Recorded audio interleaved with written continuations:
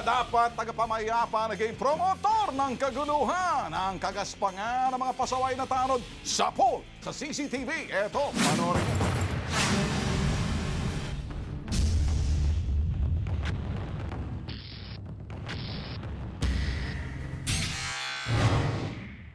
A 24 ng Abril, pauwi na sana magkakaibigang Martin, Eugene at Raimundo nang biglang dumating ang grupo ng mga tanod ng Barangay Polonio, Samson sa Quezon City. Sa Sintaronan, kasi sa baba na po ako, hinila na po ako pangan. Tapos pag ikot kong gano'n, ito yung mobile. 2 beses niya hukok ang giling, sabay-sabay, huwag ka nang magtanong, makataas na po yung 2 mobile. Ang pananakit, pinangunahan pa mismo ng XO ng barangay na si Remelito Baichong. Ang kanyang sumbong, sinuportahan ang video footage mula sa CCTV camera ng isang establishmento. Sa video, hinahatak at kinakaladkad sa likod ng tanod ang biktima kahit pa nakataas na ang kamay nito. Ang kaarogantehan ng mga tanod nakita rin ni Roberto Santillan kaya pinagsabihan niya mga ito. Bumaba ako sa jeep para tulungan kasi nakita ko iba na yung ginagawa ng mga barangay. Sabi ko, sandali. Ako, bawal ako yung ginagawa nyo. Human rights na, ako binabiolate yun na, sabi ko. Pero sa halip na pakinggan, sampal ang inabot niya kay XO Baichong. Pinunta ng T3 ang barangay para kunin ang kanilang panik. Pero tanging barangay administrator ang humarap sa T3 reload. Tama ba yung ginawa pag-aresto? Hindi, mali yun. Kaya nga ang ginawa ko, miniti ko yung mga tao. Sabi ko, matuto tayong gumawa ng ganyan tensyon. Yan, sir. Kasi tayo, public figure tayo eh. Huwag tayong maging violent eh. Si XO Baichong naman, nagpapalusot pa. Eh, ako naman humingi ako sa kamag-anak ko. Ang hindi ko lang matanggap talaga kasi pinastos yung barangay, wala kayong kwentang barangay, wala kayong kwentang kapitan. O, di ba po ang pangit mo? Kaya po yung sa akin naman, nabigla ako sa nangyari po sa presido. Kapitan Casiano de la Cruz, hampalusin mo ang mga aroganteng tanod mo ng matauhan to the max. Sa isyong yan, mga to, Rafi, ito to Erwin. Si Chairman Casiano de la Cruz ng Barangay Apolonio, Samson, Quezon City. Magandang hapon po, Chairman, Kapitan. Okay, wala ngayon ang dalawa si Chairman ata, pero dito sa atin, ito nakita mo ng tulad, no? Sa panahon ngayon, dahil kahit may mga establishmento, ito'y malapit lang sa barangay, nakita yung pangyayari. Hindi ka pwede magsinungaling dyan. Ito, kausapin ka. Chairman Casiano de la Cruz, magandang hapon po. Nasa TV po kami kasi. Alright, sir, napanood mo ba? Good afternoon po, Sir Rafi.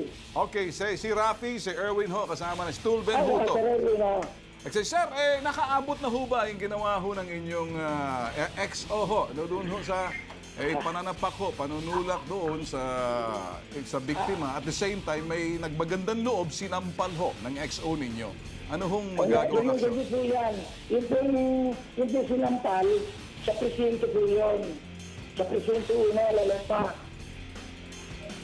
Sa presinto. Sa ano po, lalong police station po Okay, yan. Chairman, linawin ko lang, ano? Ito'y mga aroganteng kagawad mo at yung iyong XO na nanapak. Then nakikita ho sa video. Ang tanong ho namin, anong aksyon na gagawin mo? Ang ganito po yan. Ganyan, nalaman ko yan. Nagkataon po na ako dumating dito, tapos may pangyayari.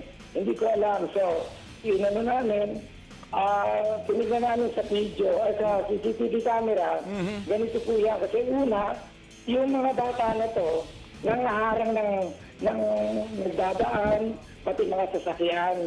Hinaharang lang mga lasing. Ngayon, akong citizen call up. Tumawag po dito na sinabi yun. Pati yung mga driver na dumaan Sir, dito.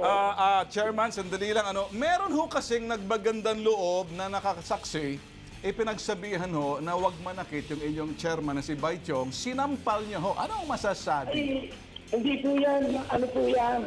Sa ibang lugar na po nangyari yan. Chairman, mawalang galang lang. Chairman, umiinom ho ba kayo ng Sustagen Premium? Hindi commercial ho to kasi ito ho yung mga memory lapse.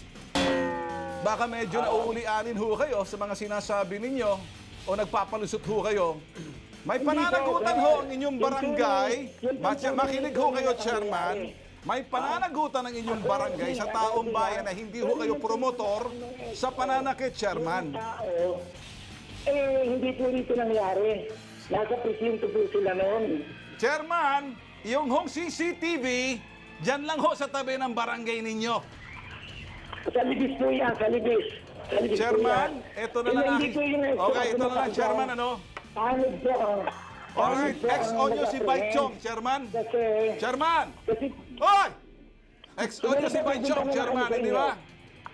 ano po, para Sagot! magpaliwanag kami sa inyo. XO nyo ba si Bai Chong? Sa amin po CCTV yun. CCTV po ng barangay yun. Iyan naman pala, sabi mo, wala. Ay, Chairman, mukhang nahihilo na kayo. Kasasakay nyo ba sa Piriswell? Chubibo, kayo ang nahihilo.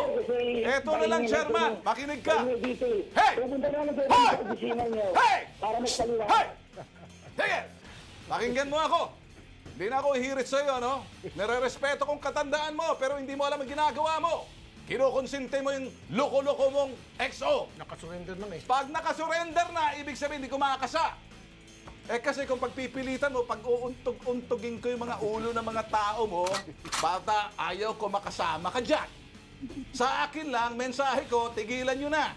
Huwag ka na magpalusot. Kasi meron din mga barumbados, mas hihigit pa sa inyo. Hindi kami yon. Pero pag kami nanawagan, hindi na namin, eto naman, mananawagan kami na huwag nyong gagawin. Pero may mga nagsisimpatya na talagang nagagaliitin na parang gustong kastiguhin yung tao nyo niyan. Gusto niyo ba, Chairman?